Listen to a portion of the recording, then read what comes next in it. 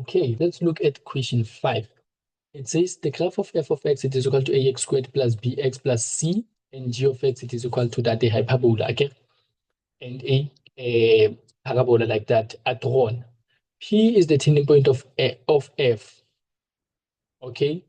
And the point of intersection of the asymptotes of g. Oh, okay. So it means now the coordinate of P, the turning point is going to have the coordinates of negative PQ. Why negative PQ? The asymptotes of the what? Of the hyperbola. Okay, so if I can get the asymptotes of the hyperbola, then I'm fine because they intersect at this point. And then the graph intersect at D. Okay, M and T are x intercept of F and G respectively. Okay, M and T. Okay, so now let's look at that. By the way, I can already see that the coordinate of this one, remember this one is going to be, if it's negative 3 here, it's going to be positive here. So it means we have x is equal to 3 as an equation of asymptote, and then the other one, it is 8. So the coordinate of P are going to be 3 and 8. Then, yeah, determine the domain of G. G, it is which one? G, it is this one, the hyperbola, okay? The domain of G, it is everything, okay? The domain of G, it is x is an element of real numbers, but now x should not touch the asymptote. Why? Can you see that it's from negative infinity all the way to, and then it jumps the 3 and then continues from the all the way to infinity. So someone might write it like this. X is an element from negative infinity. When it reaches 3, it does not touch and then continues from 3 to infinity. Or someone might say x is an element from negative infinity to infinity, but x should not equal to 3. So either of the intervals that, or rather either of the notations you use, they are correct. Write down the range of f. The range of f, the range of f. What is f? F is my parabola. So the range of f, can you see that my function starts from negative infinity all the way to the turning point? Okay, the turning point, it is 8. So it means my function, it is defined from y is an element from negative infinity all the way to 8. 8 it is included, by the way, because it is found in a function. Or someone might say y it is found, the function of parabola is found for values that are less or equal to 8. From 8 going downwards, you find your function. So one might say y should be less or equal to 8. Fine. Okay, and then let me raise this. It says, determine the values of x for which g of x is less or equal to g of x. So g of x is less or equal to f of x. So this is below, this is above. So where is g of x below f of x? G of x below f of x. G of x is below f of x here. Can you see? Can you see that in this portion? Yes, because here it is above. Can you see? It is above f, but I want it where it is below. Also here it is above. So what's that portion? So x, it is between my asymptote 3. I can't include 3, even though the interval said equal here, but I can't include the asymptote because the graph, this one does not touch, as well as what? The x coordinate here is 5.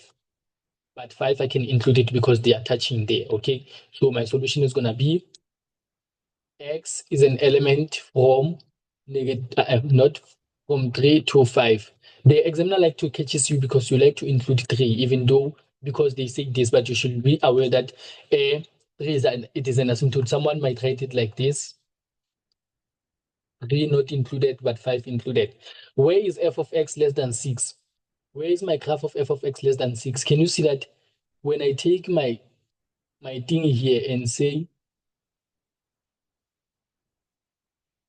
at these points, at this point, the value of y, it is 6.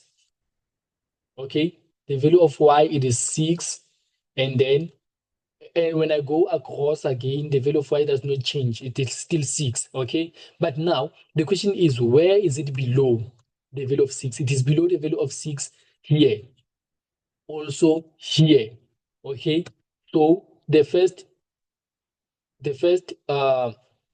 first solution that I can get, it is that x should be greater than 5. When x is greater than 5, all the way all the way there, I'm getting my what? My function to be greater than 6. Less than 6, sorry. Less than 6. And then also on this side, I need x to be less than whatever this x coordinate it is. But since when this is an axis of symmetry, remember we have an axis of symmetry and it is symmetrical. So the distance from 5 to 3, which is 2 units, and then it should be the same from here to here, which is also 2 units. So from 3 minus 2, again we said 5 minus 2 is 3, 3 minus 2, this should be 1. Then it means now the x should be less than 1. So my interval should be x should be less than 1 or x should be greater than 5. Someone might say from negative infinity to 1, x is an element for, or x is an element of, or x is an element from 5 all the way to infinity. They're going to be below 6. Okay, yes.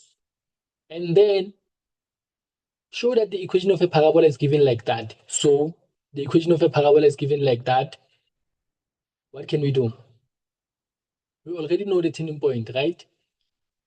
We already know the turning point to be 3 and 8. And then,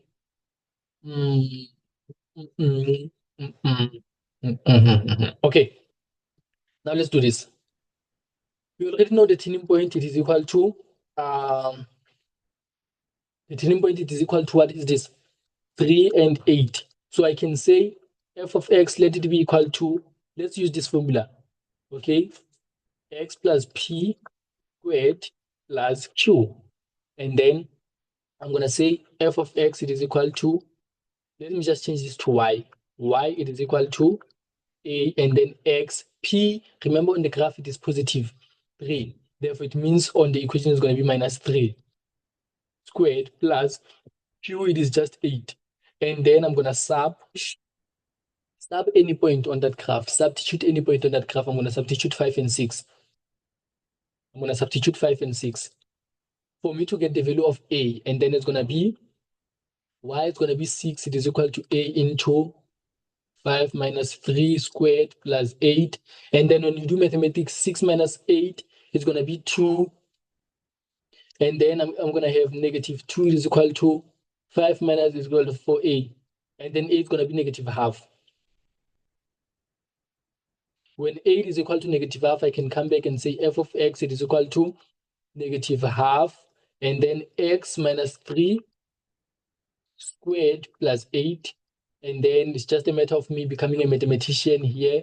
X squared minus 6x plus 9 plus 8. And then when I do my mathematics, it's going to be negative half x squared plus 3x minus 9 divided by 2 minus 9 divided by 2 plus 8 is the same as negative 9 divided by 2 plus 16 divided by 2, which is just 7 divided by 2.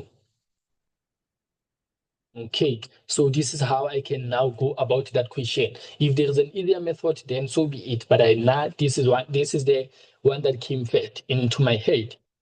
Calculate the length of MT. How can I calculate the length of MT? How can I calculate the length of MT from M to T? Guys, this is easy. This was an easy, how many marks? This was an easy 6 marks. Because first thing first, you need to find the x-intercept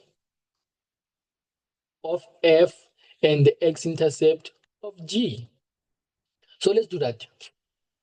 Let's find the x-intercept of G.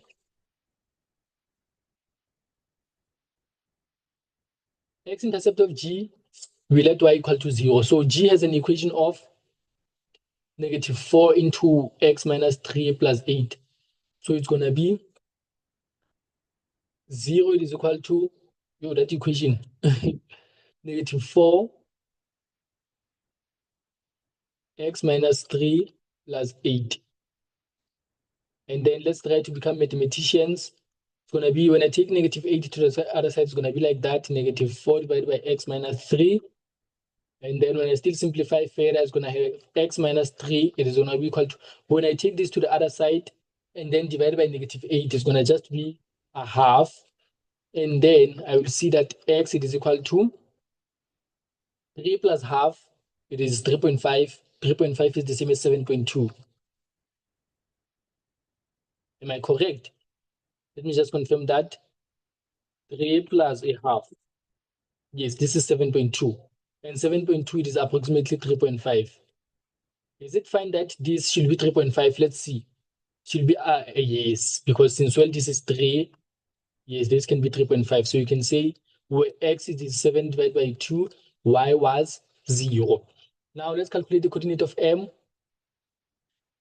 F of x, x-intercept. Okay? For x-intercept, for x-intercept, I let y to be equal to 0, and I have what? Negative half x squared plus 3x plus 7 divided by 2. I'm going to multiply everything by 2, by the way. When I multiply everything by 2, I'm going to have 0. 0 multiplied by 2 is still 0. Actually, I'm going to multiply everything by negative 2. Okay? When I do that, I'm going to have x squared minus 6x minus 7.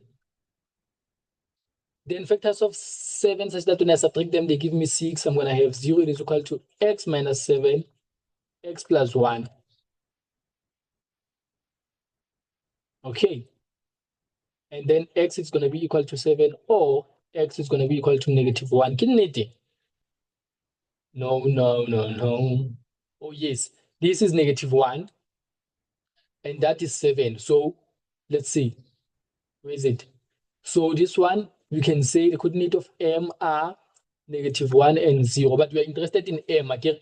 So we'll just say this was t has a coordinate of 7 divided by 2 and 0, and m has a coordinate of negative 1 and 0. And then how do I find the distance mt?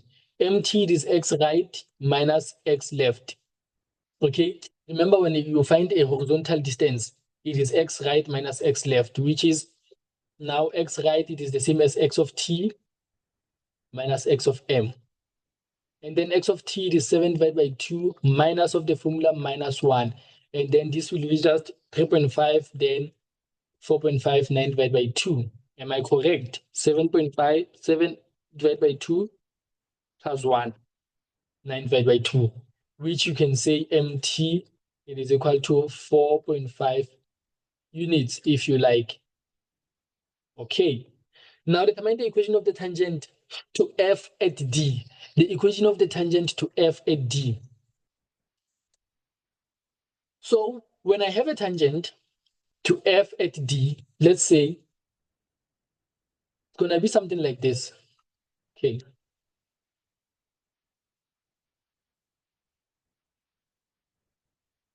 So I know at this point here, what happens? The derivative of the graph at x is equal to 5 is going to be equal to the gradient of the tangent, because I know the specific x coordinate already, and I already know the point. Okay, remember, for me to find the equation of a tangent, okay, for me to find the equation of a tangent, I need 2 points. Gradient of the tangent, I also need any point on the graph. Okay, so I can already find the tangent, gradient of the tangent, because the gradient of the tangent is going to be the derivative of the function at x is equal to 5. So the gradient of the tangent is going to be equal to the derivative when x is equal to 5. So what is the derivative of the function? The derivative of the function is going to be negative x squared, negative x, no, just negative x plus 3.